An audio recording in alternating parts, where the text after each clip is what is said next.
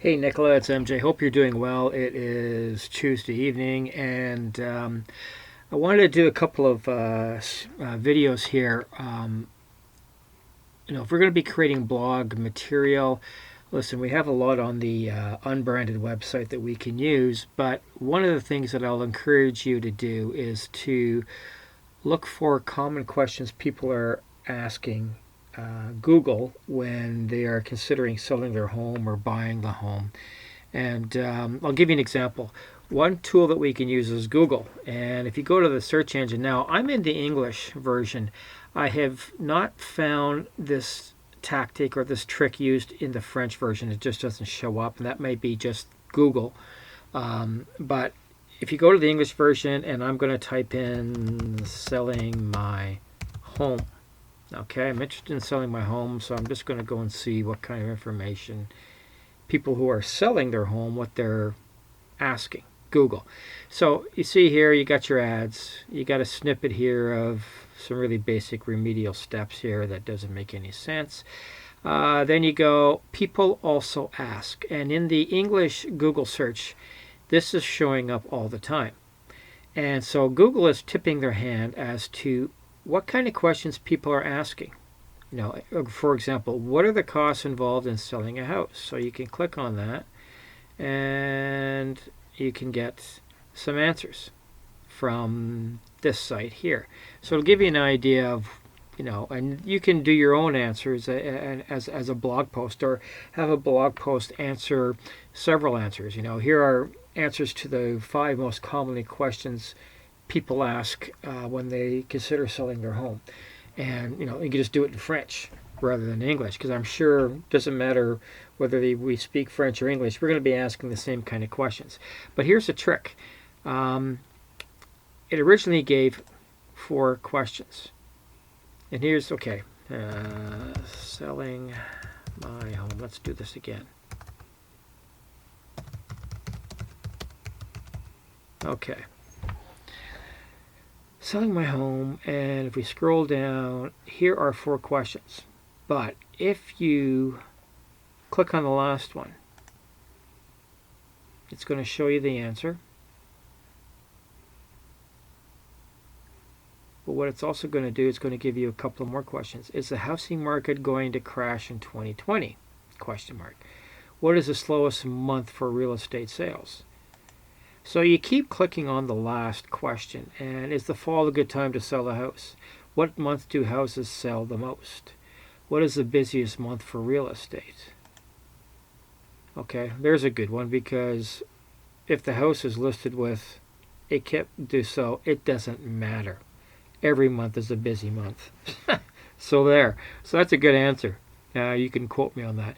Okay, do house prices go down in winter? Should I fix up my house before selling? Is September a good time to sell a house? Okay, so look at that. There's just okay, this is outdated. Is October a good month to sell a house? What day is the best to list a house? Yeah, go figure. But these are the crazy questions that are being asked. So some of them, if you keep clicking here, what will happen is that the questions start to become irrelevant. They just don't make sense. But you're going to get a good list of a number of questions people are asking. So that's just for selling my home. What if I want to buy a house? Okay. And again, we're going to look, and we should get people also ask, how much money do you really need to buy a house? Is buying a house a good investment? What do you need in order to buy a house? How can I buy a house with no money? All right, so again, there's tons and tons of questions, but Google is tipping their hand. So I think you get the idea. All you got to do is look at these questions and then run it by your mom and dad. I think francophones ask these questions as well. And so, and when it comes to borrowing money and mortgages and stuff like that, you can talk to some of the mortgage people that you deal with and get them to chime in, again, whatever. There is no shortage of ideas to create content for the mortgage or the real estate housing market. There's also another site that I want to bring your attention to, and it's called answerthepublic.com, which is kind of a cool site. There's a free version and a paid version. Now the free version, and we'll just show you here. Give you a second, and it takes a while for this thing to warm up. Okay, here's the guy, and he's waiting for your question. You can change the language. You can make it into French, English.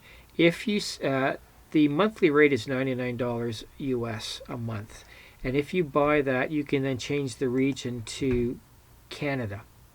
So if you put French and Canada, and then put, let's say, in French, let's say, selling my house.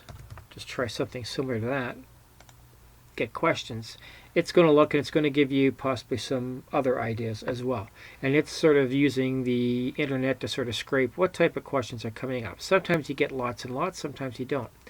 If you decide to buy the Pro version for 1 month, all I would say is milk this and use it as much as possible, and take as much general keywords in the real estate industry as you possibly can for the French language, for Canada. So you're going to get all the stuff coming out of Quebec, and you're going to get a list of a number of different things. Now it takes a while sometimes to I'm going to click here to refresh and see if we can get you can download the information once it does come up. Selling my house, 86 questions. What are they? Okay, is selling my house taxable? Is selling a house a good idea? Is selling my house a capital gain? Like, here are all the questions that are being asked. Will selling my house affect my benefits? Will selling my house affect my, ESA, I guess that's from another country. Will selling my house affect my pension? Interesting, isn't it? These are all, so there could be a lot of questions here that we didn't consider that would be neat. Now here's the trick, is that if you do write a blog post, I would, and if you're going to use any of these questions or any of the questions that you found with your Google search, make a subheading. Let's say you're looking at the top 10 questions or the top 20 questions that homeowners ask before they sell. And then as a subheading in your blog, as an H2 heading, you put the actual question, and then you answer it. And you take all the time you want. Here's the thing about the length of blog posts.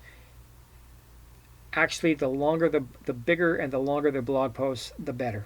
And 1,700 to 1,900 words is a sweet spot, believe it or not. That's a lot of writing. However, if you take 10, 15 questions and answer them relatively in great detail, you've got yourself a nice big long blog post, and you also have a lot of good quality information in there. There's lots of ways to separate that out. You can break that out and make it into a really extensive FAQ section on your branded page.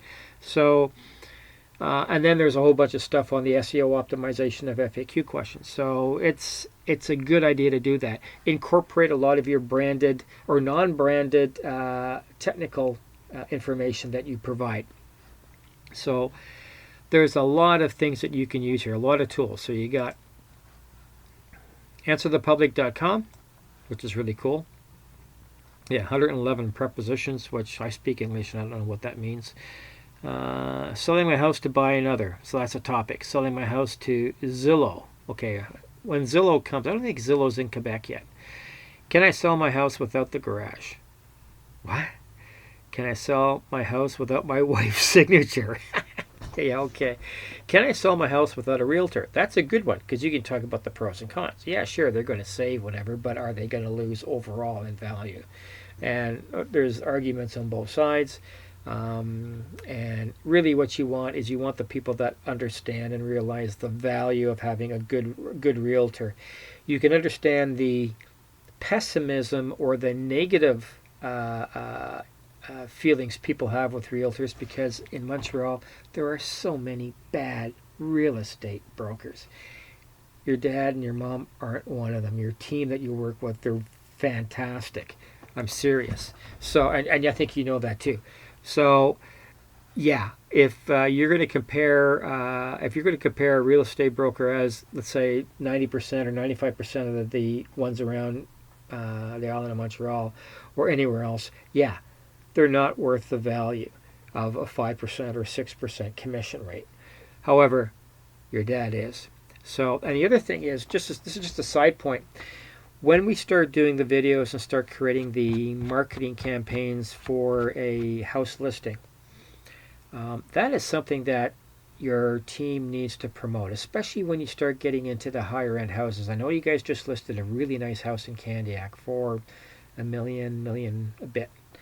When you get to a certain level and you decide what certain level is, you can go and sort of give them a game plan of what you're going to do to market that house and sell it at the prime.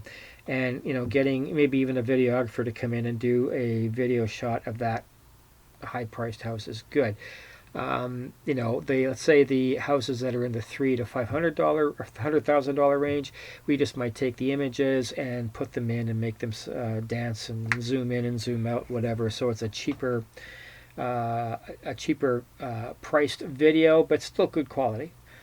Or you can go and get a actual videographer to come in with their little flying trapeze thing with the camera and all that nonsense. There's lots of services out there that you guys used in the past.